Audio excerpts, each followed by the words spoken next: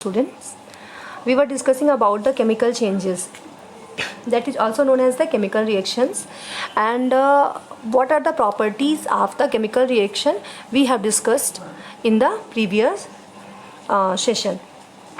So the main thing, that is, it is irreversible process and a new substance is always formed.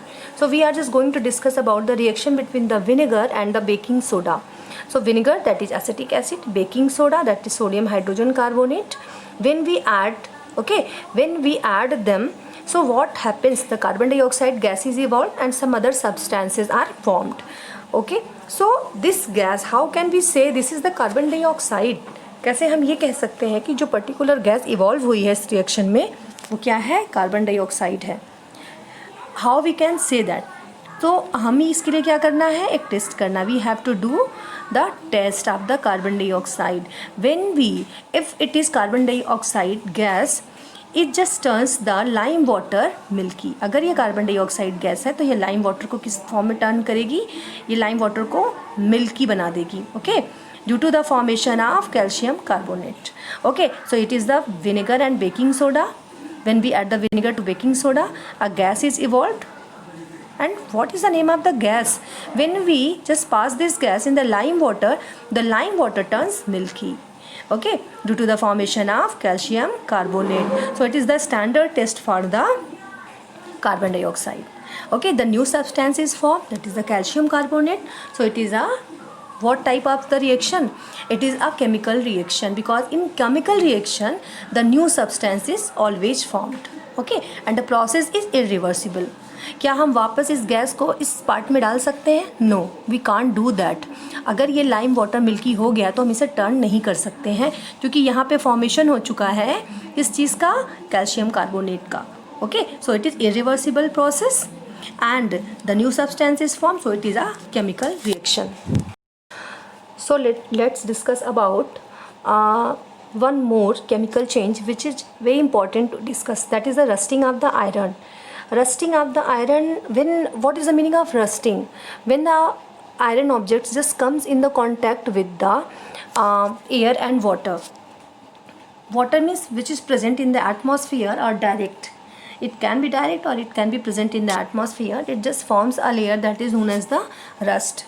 Okay, so rust is just a brownish substance which just causes the loss of the iron. Means rust एक ऐसा substance है जो कि air और water के contact में आने पे फॉर्म होता है और ये जो आयरन होता है इसको लॉस करता है. Okay, so how we prevent the rusting? कैसे हम रस्टिंग को प्रिवेंट कर सकते हैं?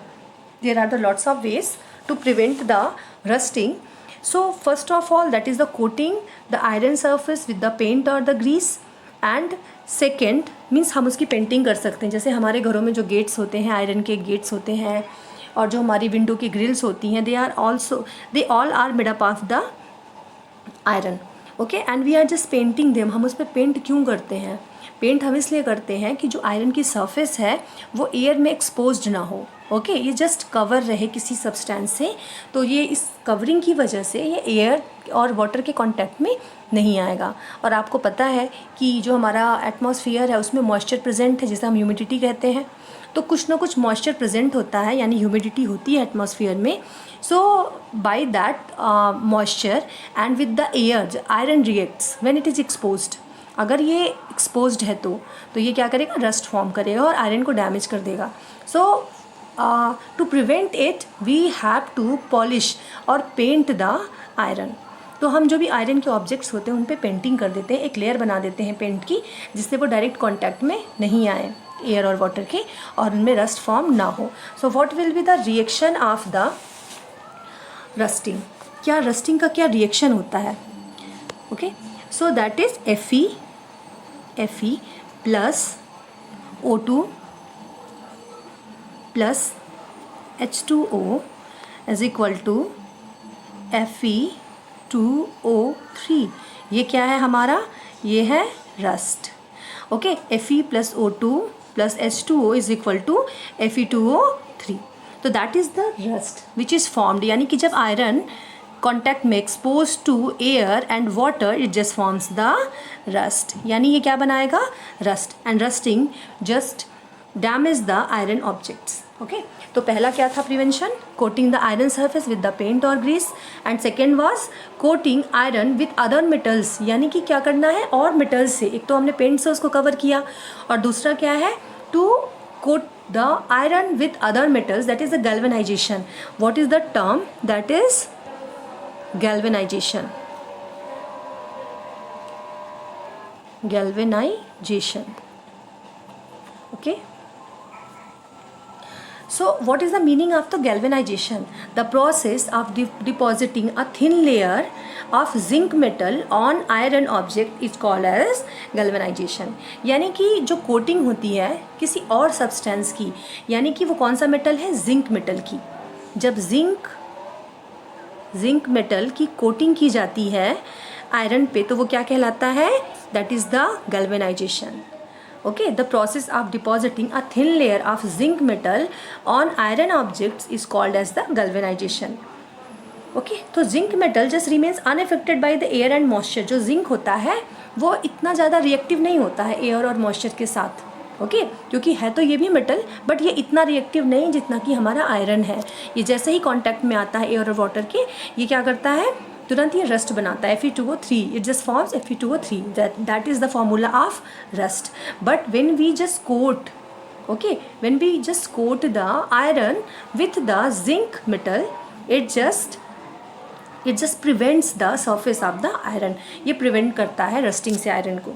okay, so it is the other prevention। and the third thing, by converting iron into the stainless steel, हम iron को किस में convert कर दें, stainless steel। okay, that is the alloy। और हम ये कैसे कर सकते हैं, okay, molten iron is mixed with the fixed amount of carbon, that is carbon, okay, plus manganese plus chromium and nickel। ये सारी चीज़ों को मिक्स करके हम क्या बनाते हैं, दैट इज़ द एलॉय। और ये जो एलॉय होते हैं ये सब स्पेशल क्वालिटी रखते हैं। ठीक है, एलॉय क्या होते हैं, कई मेटल से मिलके बनते हैं। ठीक है, तो ये क्या होते हैं, ये क्या बना, alloy, and that is the stainless steel, जो हम घर में अपने बर्तनों में यूज़ करते हैं। ओके, जो हमारे घर की प्लेट्स हैं, जो हमारे घर की बोल्स हैं, ग्लासेस हैं, वो हम किस चीज़ की यूज़ कर रहे हैं, they all are stainless steel. और आपने कभी नहीं देखा होगा कि उस पर कभी भी आपने रस्टिंग देखी हो। okay, because it is alloy and it is just made by the carbon, manganese, chromium and nickel। okay, so there are the three ways to prevent the iron from the rusting। first of all, we have to paint the iron objects with the paint, okay, or the grease। second was galvanization, the process of depositing a thin layer of zinc metal on iron object। okay, and third thing, by converting iron into the stainless steel, okay, or you can say alloying। okay, so there are the methods of preventing iron from rusting। the next and last topic of the chapter is the crystallization।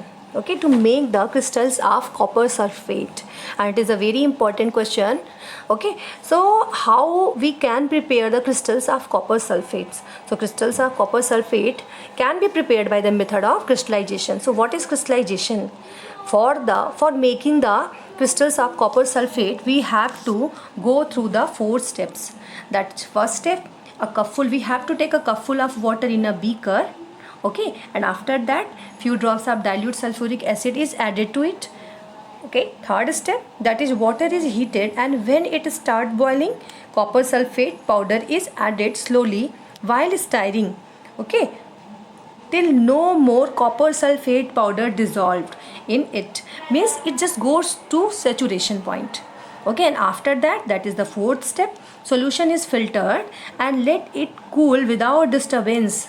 okay, minimum you have to put it for 3 to 4 hours। okay, and after some time, after 3 or 4 hours, the crystals of copper sulfate can be observed in it। okay, so in this way we have to, okay, in this way we can just prepare the crystals of copper sulfate।